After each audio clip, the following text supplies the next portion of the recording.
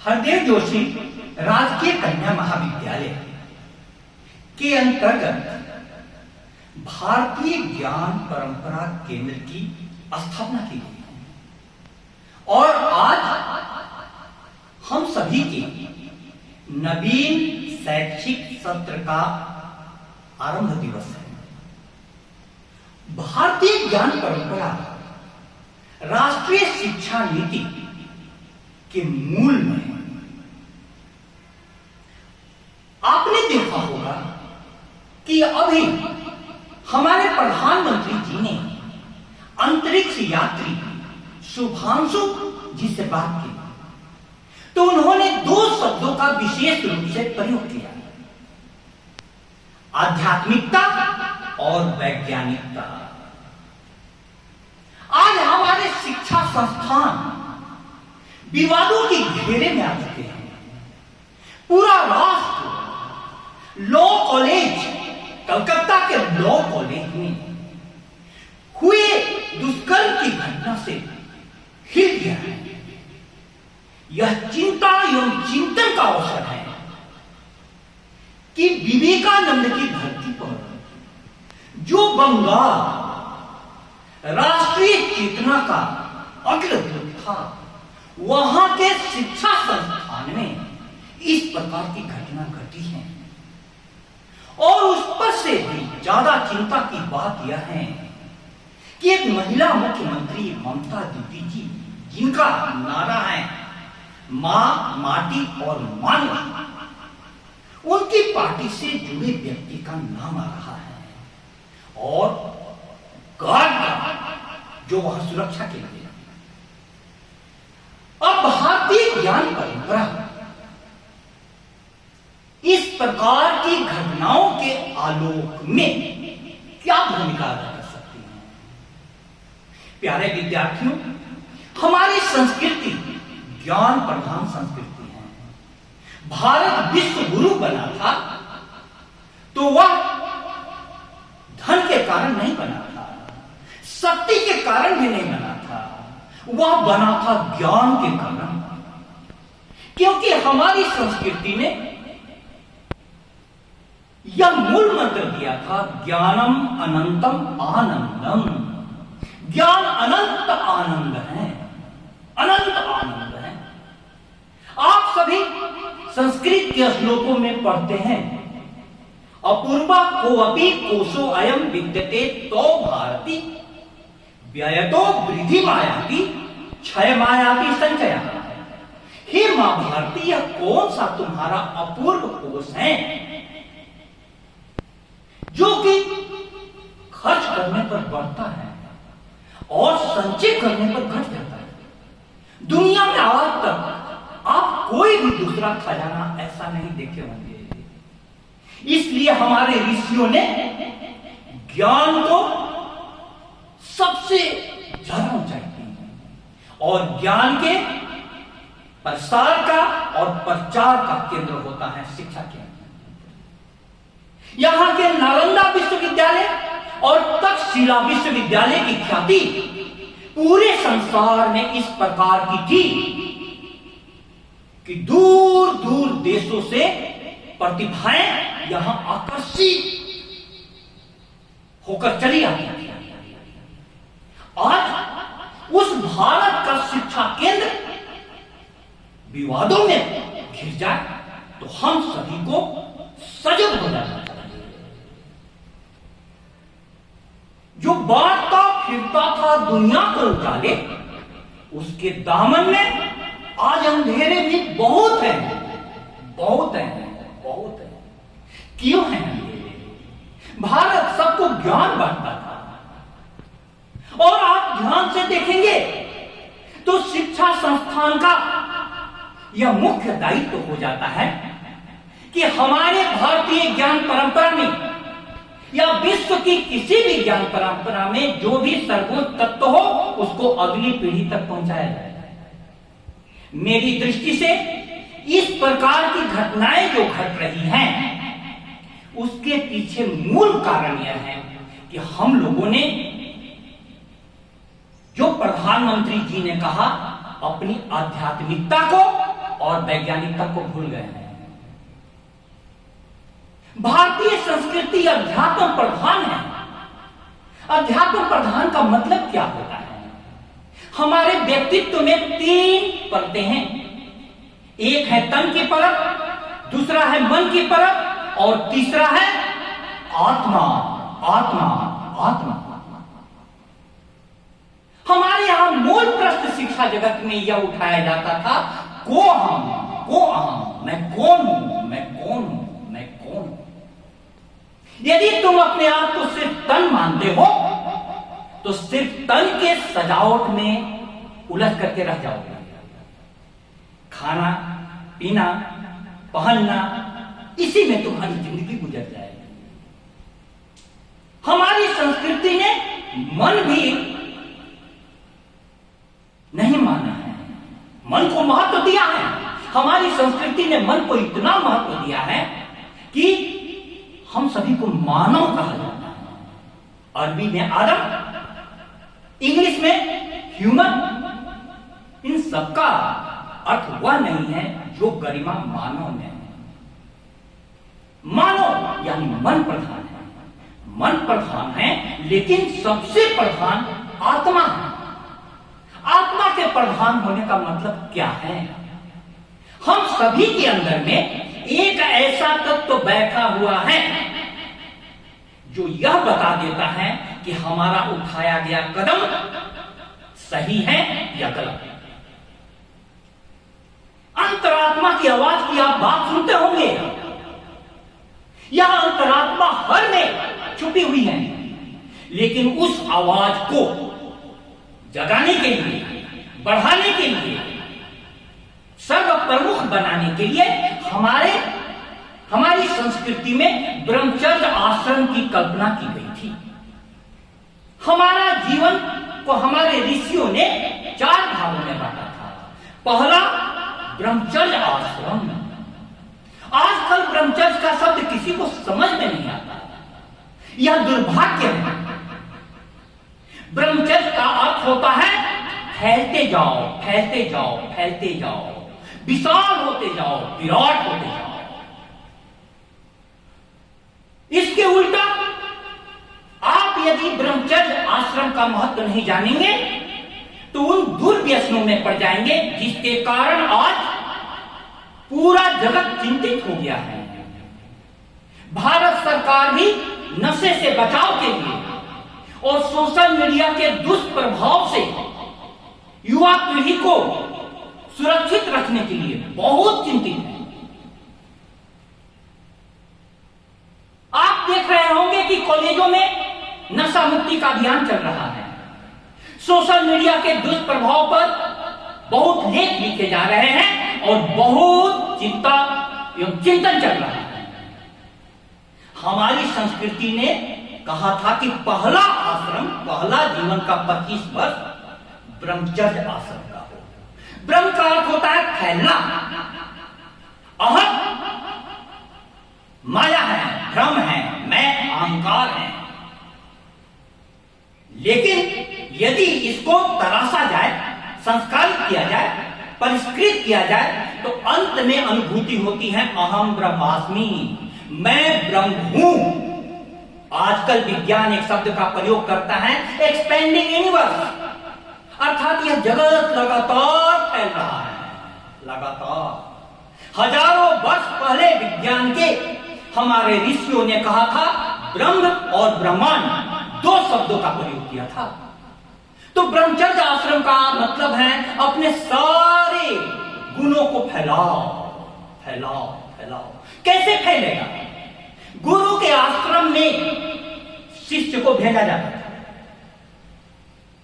गुरु के आश्रम में, क्योंकि गुरु अपने जीवन की चरम ऊंचाइयों को छुआ हुआ व्यक्तित्व होता था और उसके पास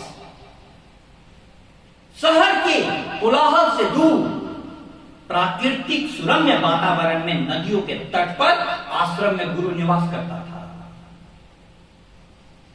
तो उसके पास जाने से पूरे शिष्य का व्यक्तित्व आमूल चूल रूप से परिवर्तित होता था। ब्रह्मचर्य आश्रम में शिक्षा किस प्रकार से दी जाती थी? गुरु के साथ 24 घंटा रहना है। गुरु कैसे उठता है, कैसे बैठता है, कैसे बोलता है, कैसे जीता है, सारा विद्यार्थी देख रहा है। शब्दों से जितना गुरु नहीं सिखाता था, उससे ज्यादा गुरु अपने जीवन से विद्यार्थी को सिखा देता था। इस ब्रह्मचर्य आश्रम को यदि जीवन में फिर से प्रतिष्ठित नहीं किया जाए तो हमारे बच्चे सुसाइड कर रहे हैं। अवसाद और आत्महत्या आज की मुख्य समस्या हो गई है। पहले कितनी प्रतिकूल परिस्थितियां थी, अवसाद और आत्महत्या का नाम ही नहीं किसी ने सुना था। आज यह हर जगह कॉमन बात हो गई है। ब्रह्मचर्य प्रणाली का अभाव। तो ब्रह्मचर्य प्रणाली का मतलब हुआ तुम अपने आप को परमात्मा में डूबा हुआ, जो प्रमुख आत्मा गुरु की है, उसके साथ जोड़ दो। तुम्हारी भी आत्मा से आवाज आने लगेगी गुरु जैसा होने की। और हम यदि देखें, ब्रह्मचर्य आश्रम में गुरु कहता था कि विद्यार्थी को 8 चीजें छोड़ देनी चाहिए। कामम, क्रोधम तथा लोभम, स्वादु, श्रृंगार, कौतुके, अति निद्राम, अति सेवेच, विद्यार्थी ही अष्टवर्जयेत्। काम माने कामनाएं। आजकल हम लोगों ने कामनाएं इतनी कर ली हैं, रील बनाने की, सजने संवरने की। एक तो अभिनेत्री जो कांटा गर्ल के नाम से प्रसिद्ध थी, एंटी एजिंग दवाओं के कारण हार्ट अटैक से मर गई। उसकी क्या कोशिश थी? हम हमेशा युवा देखिए, सिर्फ तन पर केंद्रित युवा देखिए। तो तन तो प्रकृति के अनुसार चलेगा। हमारी संस्कृति ने इस बात को समझा था, इसलिए तन पर ज्यादा जोर नहीं दिया था। मन में दोनों संभावनाएं हैं। मन एवं मनुष्यानाम कारणम बंध मोक्षयो, बंधाय विषयासक्तम मुक्तये निर्विषयम स्मृतम। मन नरक भी बना देगा, मन स्वर्ग भी बना देगा। गुरु के पास जाने से मन स्वर्ग हो जाएगा। तो हम मन भी नहीं है, क्योंकि मन में अनेक प्रकार की इच्छाएं होती थी। गुरु के आश्रम में सिर्फ आपको एक ही इच्छा, क्या? ज्ञान पाना है, ज्ञान पाना है, जीवन पाना है। सिर्फ इसी इच्छा पर सब कुछ समर्पित था, पूरा जीवन विद्यार्थी का। इसीलिए तो शिष्य कहा जाता था। शिष्य माने शासितुम योग्य इति शिष्य, जो शासन के योग्य हो, जो स्वयं कहता हो कि हे गुरुवर, आपकी शरण में आया हूं, मेरी जिंदगी को आप संभालिए। मोम के ढेर को हल्की सी तमाजत भी बहुत हो सके तो किसी शक्ल में ढालो मुझको, विद्यार्थी की आवाज है। हे गुरुदेव, मैं मोम का ढेर हूं, जिंदगी की कड़ी धूप पड़ेगी और बेतरतीब होकर करके मैं विकृत आकार का हो जाऊंगा। मोम के ढेर को हल्की सी तमाजत भी बहुत हो सके तो किसी शक्ल में ढालो मुझको। तब गुरु कहता था, तुमसे तनहा न हटेगा इस सब की स्याही का तिलस्म। मैंने पहले ही कहा था कि जला लो मुझको, मैंने पहले ही कहा था कि जला लो मुझको। शिष्य ढलने को तैयार हो और गुरु उस उद्देश्य से जलने के लिए तैयार हो तो क्रांति घटित हो जाती है। आज राष्ट्रीय शिक्षा नीति इस बात पर जोर दे रही है कि हमारा शैक्षणिक संस्थान केंद्र कैसा हो? जीवन निर्माण का केंद्र हो, चरित्र निर्माण का केंद्र हो, ज्ञान प्रधान केंद्र हो। अब हम लोगों के साथ दिक्कत क्या हो रही है? हमारे विद्यार्थियों के सामने में सबसे बड़ी समस्या यह आ रही है कि राष्ट्रीय शिक्षा नीति, जिसके मूल में भारतीय ज्ञान परंपरा है, उसके साथ सेमेस्टर शिक्षा प्रणाली का भी प्रारंभ किया गया है। सेमेस्टर शिक्षा प्रणाली में हर 6 महीने पर परीक्षा, उसके पहले टेस्ट। इसके अलावा कई प्रकार की सूचनाएं, कई प्रकार की समितियों के कामों में शिक्षक को उलझा दिया गया है कई प्रकार की सूचनाओं को। अब इसके कारण विद्यार्थी के संपर्क एक पीरियड का होता है, 2 पीरियड का होता है, जबकि प्राचीन काल के आश्रम में 24 घंटा गुरु और विद्यार्थी का संपर्क होता था। एक छोटी सी कहानी कहूं, गुरु ने अपने शिष्य से पूछा कि कोई भी प्रश्न हो तो पूछो। उस समय का शिष्य भी प्रश्न पूछने वाला होता था। शिष्य ने प्रश्न पूछा कि हे गुरुवर, आप हमेशा कहते हैं कि पारस पत्थर के संयोग से लोहा सोना में परिवर्तित हो जाता है, लेकिन आपके पास जो डिबिया रखी हुई है लोहे की, उसमें पारस पत्थर है, वो डिबिया सोने की क्यों नहीं हो गई? गुरु ने कहा कि उस डिबिया को लाओ। वह विद्यार्थी उस डिबिया को लाया। उन्होंने कहा इसे खोलो। लोहे की डिबिया के अंदर में पारस पत्थर रखा हुआ था और वह पारस पत्थर एक पतले से कपड़े में लपेट कर रखा हुआ था। गुरु ने कहा कि देखो, यह पारस पत्थर इस लोहे को सोने बनाने की क्षमता रखता है, स्वर्ण बनाने की क्षमता रखता है, लेकिन थोड़ा सा पतला कपड़ा बीच में आ रहा है। यदि थोड़ी भी दूरी हो जाए तो शिष्य के भटकाव की आशंका रहती है, संभावना रहती है। इस बात को शिक्षा जगत को समझना होगा। तो यह मैं कह रहा था, पहला कामम, कामनाएं विभिन्न प्रकार की मत करो, तुम्हारे जीवन में तनाव होगा। ब्रह्मचर्य आश्रम सिर्फ विद्या अध्ययन के लिए है। और दूसरा क्रोधम तथा लोभम, ये अंदर की भावनाएं हैं। यदि काम गुरु के संपर्क में रहे तो ब्रह्मचर्य बन जाता है। आजकल के विद्यार्थी अश्लील साइट्स को देखकर, हिंसक साइट्स को देखकर इतनी ज्यादा दूर जा चुके हैं, उनमें कामना, काम, क्रोध, लोभ। आज की मुख्य समस्या क्या है? आज पूरा जगत कामुक हो गया है, क्रोध से भर गया है, हिंसक हो गया है, लोभ से भर गया है। इसीलिए हिंदुस्तान को कुछ लोग रेगिस्तान कहने लगे हैं। कितने दुर्भाग्य की बात है। भ्रष्टाचार, व्यभिचार आम जीवन में दिखाई दे रहा है। कामम, क्रोधम तथा लोभम, इनको उच्च व्यक्तियों के संपर्क से गुरु के आश्रम में जाकर काम को ब्रह्मचर्य में बदला जा सकता है, क्रोध को करुणा में बदला जा सकता है, लोभ को दान में बदला जा सकता है। राष्ट्रपति अब्दुल कलाम कहते थे, शिक्षा क्या करती है? बच्चा कोई भी जन्म लेता है तो ला ला ला, इसीलिए बेटे को लाला बेटा, बेटी को लाली बेटी कहा जाता था। शिक्षा उसे दादा, लड़के को दादा बना देती है, लड़की को दादी बना देती है। दो दो दो, क्यों? अपूर्व को अपी कोसु अयम विद्यते तो भारती गैतो वृद्धि मायाति क्षय मायाति संचया। ऐसा खजाना मिला है जिसको जितना बांटेंगे उतना बढ़ते जाएगा। अब उस श्लोक की अगली लाइन, कामम क्रोधम तथा लोभम स्वादु श्रृंगार कौतुके। स्वादु, स्वाद के पीछे सारे बच्चे भाग रहे हैं, पिज्जा, बर्गर, बाहर के भोजन।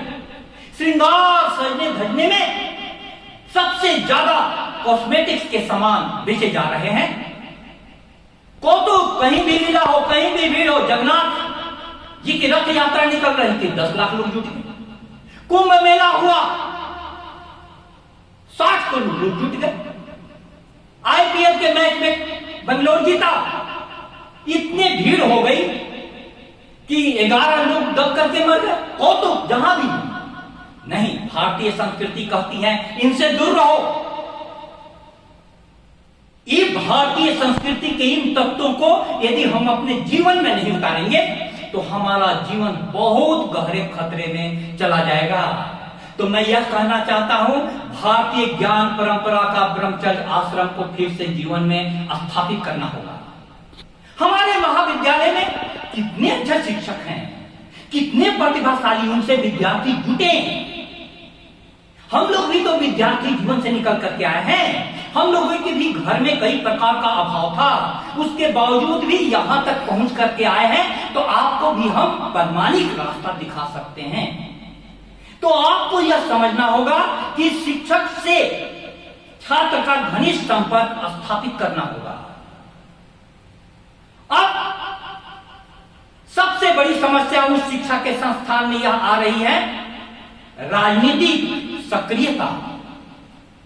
यह सवाल उठने लगे हैं। छात्र नेता करना, नेता और होता है जो आगे ले जाए, लेकिन अधिकतर छात्र नेता इस प्रकार के हो रहे हैं जिनमें चरित्र और ज्ञान की प्रधानता नहीं है। ऐसा क्यों है? क्योंकि बाहर से उन्हें जो प्रशिक्षण मिल रहा है वह प्रशिक्षण उन्हें चरित्र और ज्ञान की प्रधानता देने से बचाता है। हमें शिक्षा के केंद्रों को राजनीति से दूर रखना होगा, राजनीति की समझ विकसित करनी है, लेकिन राजनीति नहीं करनी है। तो इस अवसर पर नवीन शिक्षा सत्र हमारा प्रारंभ होने जा रहा है। हमारा महाविद्यालय बाजार के बीच में जेल की दीवारों के अंदर में चल रहा है। जहां कभी जेल की दीवारें थी वहां आज चिड़ियां चहचहाती हैं। क्यों? शिक्षक पढ़ाते हैं, रोज नए नए गीत गाती हैं और अपने सपने को सजाती हैं। लेकिन दो अवरोध हैं, समाज का और सरकार का। समाज से कह दो उन्हें थोड़ा अवकाश दे दे, सरकार से कह दो एक खुला आकाश दे दे। यहां खुला आकाश नहीं है, बच्चियां कहां खेलेगी? और समाज हमेशा उन्हें काम में उलझाया जाता है। बच्चों से मैं बात करता हूं, तुम घर पर क्यों नहीं पढ़ती हो? तो घर के काम में और किस प्रकार के काम में गार्जियन मुझे पढ़ने का समय नहीं देते। घर का वातावरण भी उनका उचित नहीं है। बहुत विद्यार्थियों के गार्जियन व्यसन में लिप्त हैं, शराब का सेवन करते हैं। बच्चों पर क्या गुजरेगा? ऐसे पिछड़े क्षेत्र में बांसवाड़ा राजस्थान का शैक्षिक दृष्टिकोण से सबसे पिछड़ा हुआ क्षेत्र है। ऐसे पिछड़े क्षेत्र में शिक्षकों की भूमिका और महत्वपूर्ण हो जाती है। हम सभी को और भी तन मन धन से विद्यार्थियों के प्रति सजग होना होगा। यहाँ के विद्यार्थी मौलिक पुस्तकें नहीं खरीदते हैं, पासबुक को अपना लिया उन्होंने। अब पासबुक से भी उसको भी पूरा नहीं पढ़ते हैं। तो तुम्हारे पास शब्द ब्रह्म के रूप में जाता है, शब्द ब्रह्मा। उस शब्द की आराधना के लिए शिक्षा संस्थान सबसे उपयुक्त जगह है। इसलिए मैं आप सभी से आग्रह करता हूं कि नवीन शिक्षा सत्र का आरंभ कैसे करो? भावना के साथ, अच्छी भावना के साथ। क्या भावना हो? इतनी शक्ति हमें देना दाता, मन का विश्वास कमजोर होना। हम चले नेक रास्ते पे, हमसे भूल कर भी कोई भूल होना। प्रार्थना से स्टार्ट करो। दूसरा, सबसे अंदर में भाव है, भाव के बाद विचार, विचार की भी शुद्धि पर ध्यान दो। ब्रह्म कुमारी की सिस्टर शिवानी बार बार कह रही है, जो अन्न है वही अशुद्ध हो गया है, और जो हम कंटेंट ले रहे हैं उसके कारण मन भी अशुद्ध हो गया है। हम किस प्रकार के सीरियल देख रहे हैं, किस प्रकार के रील देख रहे हैं, इससे हमारा मन आंदोलित हो जाता है, गलत रास्तों पर भटक जाता है। तो तन के लिए शुद्ध आहार, मन के लिए शुद्ध विचार। शुरुआत करनी है भाव से। प्रार्थना जीवन में आए। हमारी संस्कृति में, भारतीय ज्ञान परंपरा में, गुरु सबसे पहले विद्यार्थी को सामने में ध्यान के लिए बैठाता था। ओम की साथ, ओंकार के साथ यात्रा शुरू होती थी। श्री गणेशाय नमः के साथ हमारा विद्यारंभ संस्कार होता था। हमारी संस्कृति में 16 संस्कार हैं। सारे संस्कार के पीछे पहले परमात्मा को, दिव्य आत्मा को, परमात्मा का अंश है हम सभी, और गुरु में वह परमात्मा ज्यादा प्रकट हुआ है। इसीलिए कहा गया है, गुरु कुम्हार शिष्य कुंभ है, गढ़ी गढ़ी काढ़े को, अंतर हाथ सहाय दे, बाहर बाहे चो। गुरु कुम्हार की भूमिका में आ जाता है, और शिष्य कैसे? मिट्टी का लोटा है, जैसा बना लो, गर्ल्स कॉलेज के लिए एक संदेश मैं देना चाहता हूं। वह दूर दूर तक पहुंचे। मैं महकती हुई मिट्टी हूं किसी आंगन की, मुझे दीवार बनाने पे तुली है दुनिया।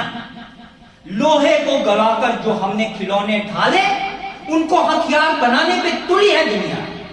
आप महकती हुई मिट्टी हैं, दीवार नहीं बनना है, दीवार नहीं बनना है। एक समय था कि दसवाड़ा में ऐसे विद्यार्थी थे, 27 साल पहले मैं आया था तो शिष्य गुरु संवाद इन विद्यार्थियों के कारण शुरू हुआ था।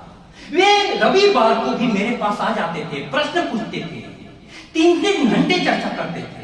आज के विद्यार्थी यह हैं कि वे शिक्षक को देख करके भागने लगे हैं, इसलिए मैं बहुत चिंतित हूं।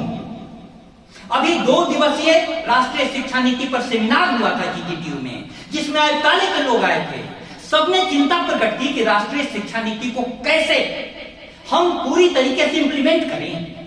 मेरा एक निवेदन है, आयुक्तालय के एक प्रोफेसर साहब वक्तव्य दे रहे थे कि हम सभी बार बार परीक्षा के ही माहौल में रह रहे हैं, बार बार परीक्षा में ही ज्यादा समय जा रहा है। यह बहुत बड़ी चुनौती है। तो मुझे लगा कि भारतीय ज्ञान परंपरा राष्ट्रीय शिक्षा नीति का मूल है। हम लोग राष्ट्रीय शिक्षा नीति के मूल भारतीय ज्ञान परंपरा को बढ़ाने पर जोड़ते हैं। परीक्षा यदि साल में 2 बार नहीं भी हो पाएगी, तब पर भी उससे कोई हानि नहीं है। लेकिन परीक्षा के कारण यदि शिक्षा में व्यवधान पड़ रही है तो ये मूल्य क्षयकारी है। इस पर विचार करना होगा। हम सभी सोचे, क्योंकि शुभांशु अंतरिक्ष में पहुंचकर एक रास्ता दिखा रहे हैं। शुभांशु का अर्थ होता है शुभ प्लस अंशु, अंशु माने सूर्य की किरण। शुभ और सूर्य की किरण, एक भी किरण तुम्हारे जीवन में प्रवेश कर जाए तो तुम ऊंचाइयों पर पहुंच सकते हो। और उसके लिए वही मैं कहूंगा, प्रधानमंत्री जी के 2 शब्द, आध्यात्मिकता और वैज्ञानिकता। आध्यात्मिकता माने यह जानो कि तुम आध्यात्मिक हो, आत्मा हो। हमारे आदर्श कौन है? सामने में स्वामी विवेकानंद की फोटो लगी हुई है, सुभाष चंद्र बोस की फोटो लगी है। कई प्रकार के महापुरुषों को हम लोग क्यों लगाते हैं अपने शिक्षा संस्थानों में? उनको देखकर तुमको अपनी आत्मा की आवाज आ जाए। तो आध्यात्मिकता को बढ़ाओ। तुम आत्मा हो, आत्मा। न त्वं देहो न ते देहो न वा कर्ता भवान, चिद्रूपो वसी सदा साक्षी निरपेक्ष सुखम चला। उस आत्मा को जगाओ। दूसरा वैज्ञानिकता। वैज्ञानिकता का क्या अर्थ है? प्रश्न उठाओ, खोज करो। काफी खोजों के बाद निष्कर्ष तक पहुंचो। परमात्मा से प्रार्थना है कि नवीन शिक्षा सत्र का आरंभ उच्च भावों के साथ हो और उच्च विचार हमारे जीवन में प्रवेश करे, जिससे हम उच्च कर्म की ओर प्रगति करें। बहुत बहुत धन्यवाद।